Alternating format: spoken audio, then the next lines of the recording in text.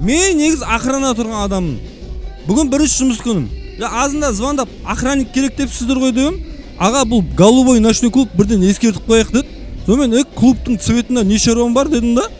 Главное, айлығын төлесе болды ғой дедім да. Сөйтіп бірінші сменге түстім бүгін. Сөйтіп старший охранник түсіндірді жұмысты. В общем, кірген адамдар тексересіз. Суық қару, пышақ, ана мынау тығып алып кіріп кетпеу керек деді. Хорошо дедім. Сонымен түрем, адамдар келіп жатыр. Bir кезде бір шаш сашты ұзын қыз келді, көзі көккінбек. Сонымен тұрып, қандас тексеріп жіберейін деп тексеріп жатырмын. Сөйтіп, мынандай юбка киіп алған екен. Юбкасының арасында дубинкаға қолым тиіп кетті.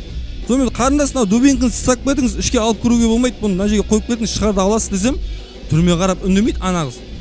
Сонымен юбкасының арасынан бүйтіп дубинканы ұстап алдым да, бүйтіп қарындасым мынаны ішке алып кіруге болмайды, мына жерге қойып кетіңіз десем, аға бұл дубинка емес дейді ғой маған. Ойбай, пышамайды деп шошып кеттім.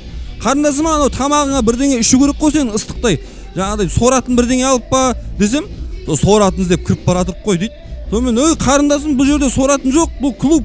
Саған аптекаға бару керек, анау доктормен ба сондай бірдеңе алып ішу керек десем, қасындағы тұрған еркек, аға бұл тамақ ауырып тұрған жоқ, бұл дауысы сондай еркек қой дейді.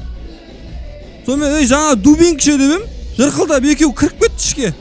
Мен мына қолымды шабам. Мына қолмен енді мен қалай пульт, күрек дегендерді ұстаймын. Енді біліп отырып қана голубой клуб деген д***лардың клубы екен. Акимат қайда қарап отыр вообще, бұларға бір клуб ашып беріп қойғанша. Жамал қарамай ма? Құрсын қайтам елмеш. Мегаполиста келіп жұмыс табам деп атсам, болмайды мынау. Қызылордадан маған охранаға жұмыс қараймдар мынау. Форманың ақшасын шығарайық хотя бы.